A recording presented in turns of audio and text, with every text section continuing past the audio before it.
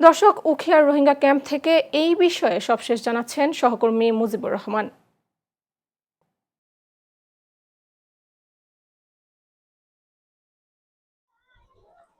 সুমি, আপনাকে অসংখ্য ধন্যবাদ। আমি এখন দাঁড়িয়ে আছি কক্সবাজারের উখিয়ার 11 নম্বর রোহিঙ্গা ক্যাম্পের C11 একটি ব্লকে।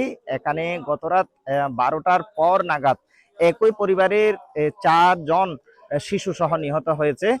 আপনাকে আরেকটা আমার পেছনটা যদি আপনাকে একটু দেখাই, যে গতকাল থেকে ভারী বর্ষণের ফলে কিন্তু কক্সবাজার সদর সহ কক্সবাজারের রোহিঙ্গা ক্যাম্পে মোট 9 জনের শিশু সহ মৃত্যুবরণ করেছে। এরই ধারাবাহিকতায় কিন্তু অতি ভারী বর্ষণ চলতে থাকবে বলে জানিয়েছে, আরো 2 দিন পর্যন্ত চলতে থাকবে বলে জানিয়েছে আবহাওয়া অধিদপ্তর।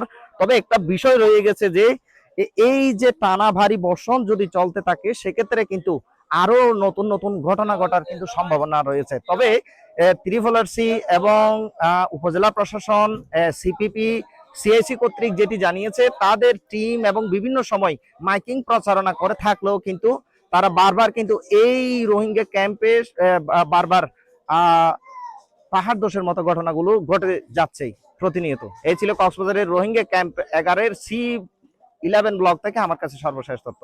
সুমি।